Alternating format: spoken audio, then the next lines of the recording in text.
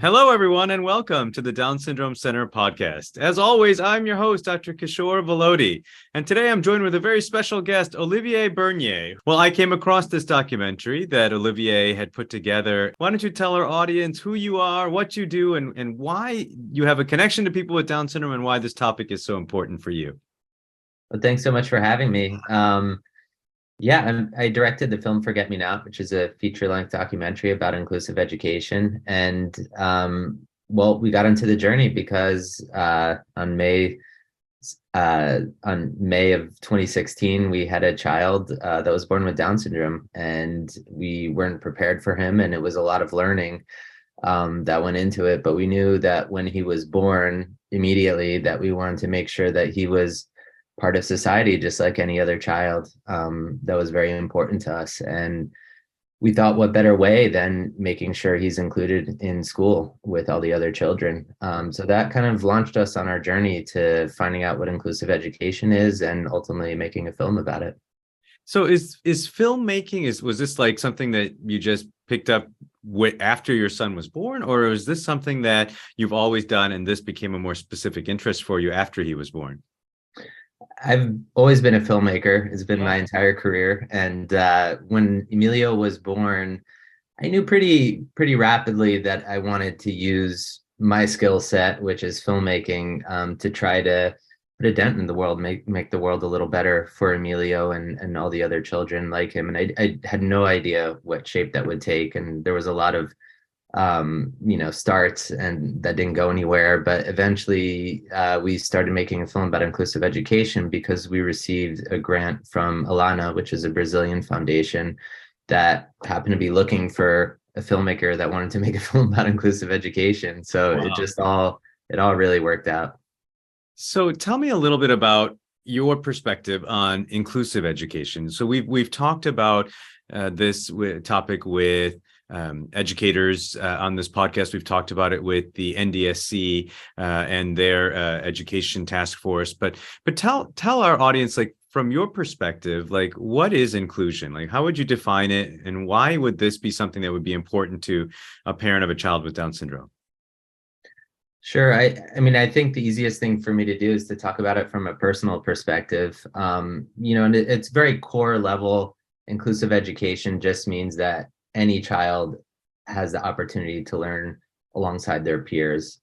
So children learn from each other and with each other. So it doesn't matter ethnicity, race, background, ability level, neurotypical, developmental disability, whatever it is, they all learn together with each other. The reason why I was really, motivated to make the film and to learn more about inclusive education is that when I reflected when my son was first born, I had no idea what Down syndrome was. I thought it was a life sentence. I quite frankly thought he might, never leave the house. I thought, I didn't know. It was all doom and gloom in that moment just because I was completely unprepared for what Down syndrome was.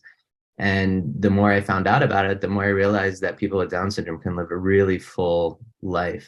And that was the most important thing for me, was to make sure Emilio lives that full life and that he achieves the best version of himself. So, everything I do as a parent is for him to be able to do that. Yeah. And then when I looked back on why I didn't know anyone with Down syndrome, I thought about my schooling and that I had never met anyone with Down syndrome. Well, how's that possible? I went to high school with 2,000 people in it. How's it possible I never met someone with Down syndrome? And quickly realized that they were probably segregated from us. So that kind of led me on the journey of thinking about inclusive education and really how a classroom should mirror the society we want to live in. If we want to live in a society where everyone's included, then the classroom should be inclusive. I agree. And, I think when I look at this from my own family perspective, you may or may not know, my brother has Down syndrome. He's 47 years old, and he and I are pretty close in age. And so we would have overlapped in school systems had there been even this concept of inclusive education back then, but there really wasn't. In fact, even the concept of educating somebody with Down syndrome was a novel concept, this idea that they could benefit from an education educational environment that wouldn't just be focused on the life skills aspect of things, but actually like, well, they need to learn how to read and write and do math skills, and like these things were not a part of his education. And so when I then came on to this role in the Down Syndrome Center here in Pittsburgh, and I started to learn more and more about how there actually are federal mandates for the ability for people with Down syndrome to receive inclusive education, and just how hard it was, even in places that are, you would think, capable of providing that education. There was almost like a shift where they would not want them to, almost like going back into the 70s and 80s again, where the educators were the ones saying, no, that's really not for them. They have Down syndrome. Why would you want inclusive education? And so when I watched the film, when I watched Forget Me Not, I was just blown away by the story that you were telling and your wife was telling through this documentary. As much as you feel comfortable, because I want people to watch the video, watch this documentary, but share a little bit about what they might see or what they might experience by watching this documentary. Yeah, well, on that note of what you just shared with your brother, we felt like it was really important to take a step further back in history and to look at what it was like to have Down syndrome in the 70s and the 60s. And, back then, a child would often be taken from the mother at the hospital, and they would be told that, your child will essentially not amount to much, and it's better that he's put in an institution to learn life skills. And these institutions were often really, really terrible places. And it's not that the people that worked there wanted them to be terrible, so that they were underfunded, and they were hidden from society. And I thought it was really important to kind of just set that stage to show how much progress we've made since then. Mm-hmm. Progress is something that has to be continuous, and we have so much further to go, but we've come so far already. So, I don't want anybody to think that these issues are insurmountable and that we won't get there. So that was the starting point for the documentary, was just looking at history and how, we made terrible mistakes, but we realized that we have to be better, and now we know how to be better, so we have to try to achieve that. Looking at inclusive education, I think that any child has a challenge. Doesn't matter if you have Down syndrome or you're like myself, that is a slow reader, or whatever it might be. Every child has, a challenge, and those challenges need to be addressed. So I think that teaching children with Down syndrome alongside neurotypically developing children is the same challenge that teachers encounter every day. It requires different strategies, but it's something that's not insurmountable. And as we show in the film, we spend a lot of time in a school that has included every child. There is not a single segregated classroom, and they've been wildly successful. They test above the Boston averages, and it's just a magical place to visit, really. Yeah. What would you say, let's say, to let's say someone who does not have a family member with Down syndrome, or perhaps an educator who's never had experience with somebody with Down syndrome? What would you say to them, perhaps saying to you, well, I mean, isn't it better for your son to get specialized education because they have Down syndrome? This way we can really focus our education just on them, and in a smaller classroom where perhaps they'll have more aides or teachers that could be there to help. These are things that we hear quite a bit from our family members in our clinic here, where they'll say this is what they're being told by their school district. How would you respond to, let's say, an educator or somebody who's not familiar with Down syndrome saying something like that? Yeah, and that's the same exact thing that we heard when we went into our IEP meetings.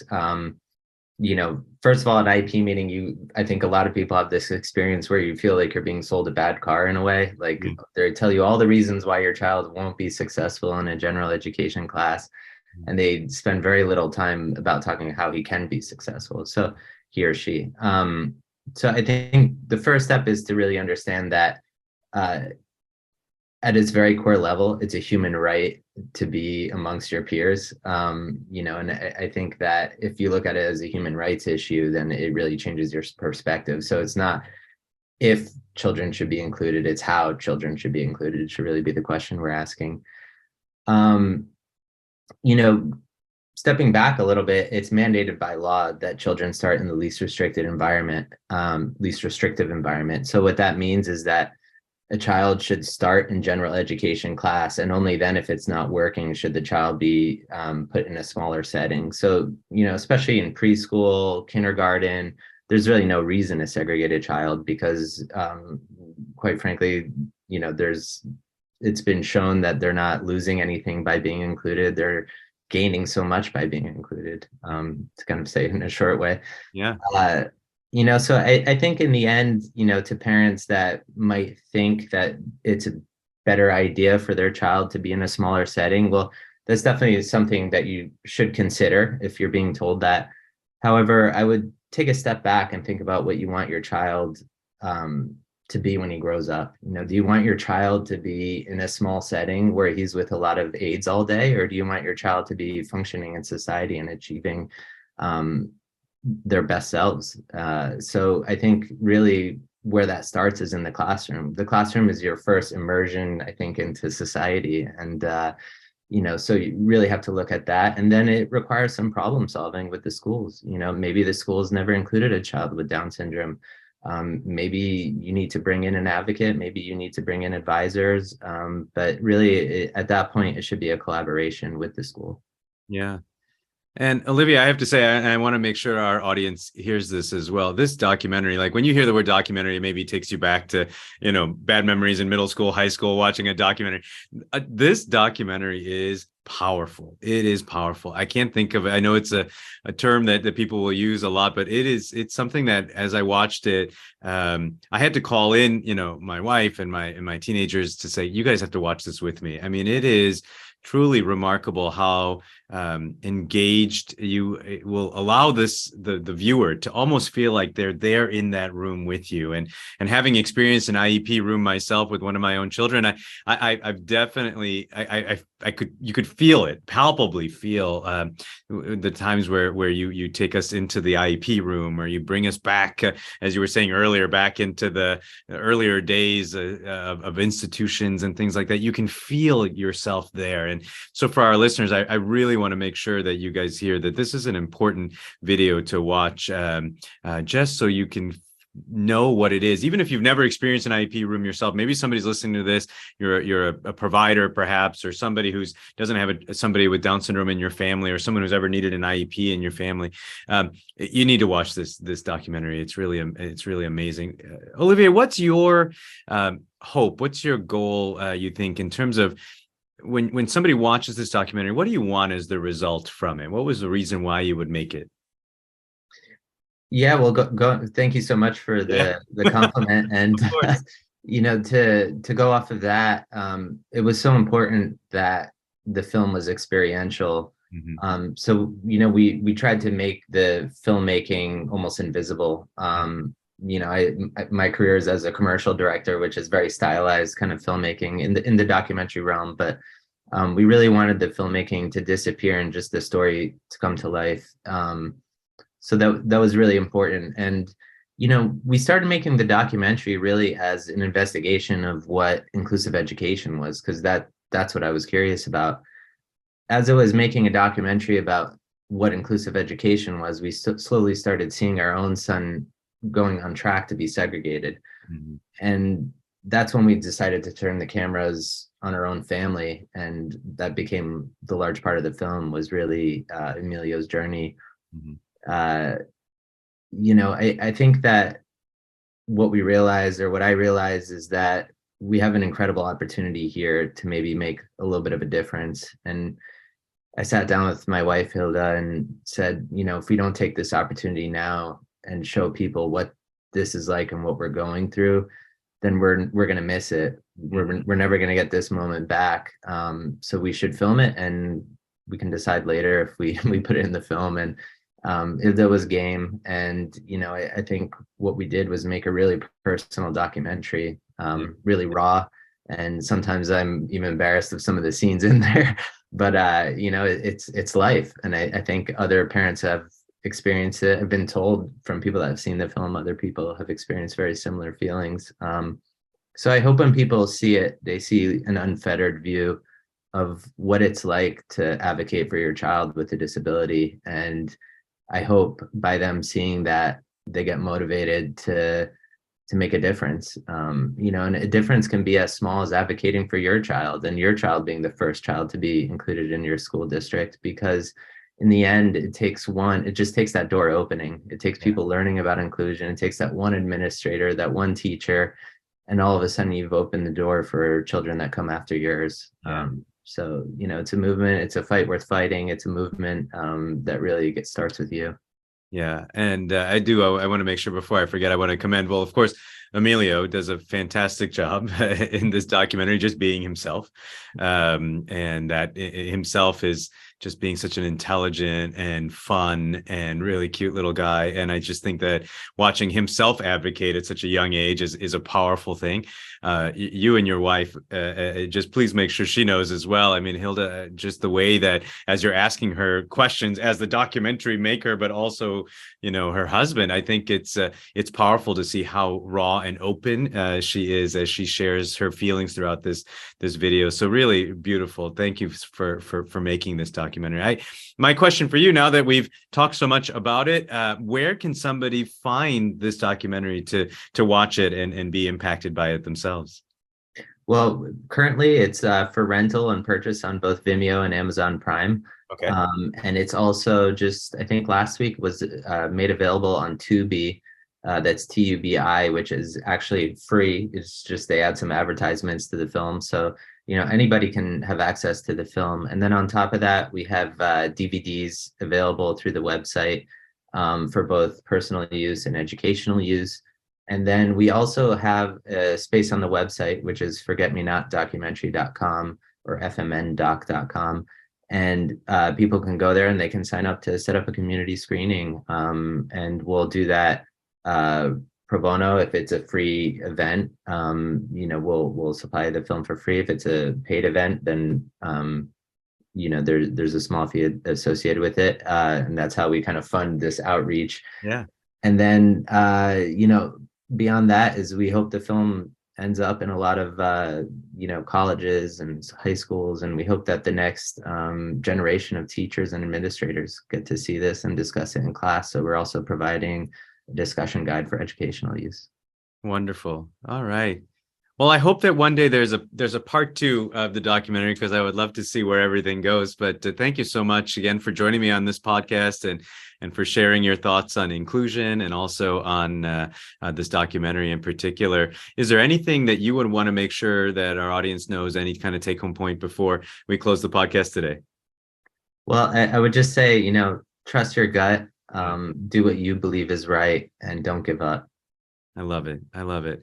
Those are great words. And so to our listeners, I hope you've been impacted, at least initially, perhaps even just have an appetite ready to be ready to watch this documentary. Please do watch it. And then you can send us a comment on what you thought of the documentary as well. I'd be glad to share it with Olivier as well once you would send that. If you have anything that you would like us to cover on this podcast, please don't hesitate to reach out to us. It's Down Syndrome Center at chp.edu. And we do read each and every one of those emails and respond. And also, if you have in your heart, if you would like to join us as we are here coming up on the year end, if you'd like to join us in any way in furthering what we do here at the center, including this podcast, please go to givetochildrens.org/Down Syndrome Center, and we'd be glad to partner with you in that way. But until next time, bye-bye.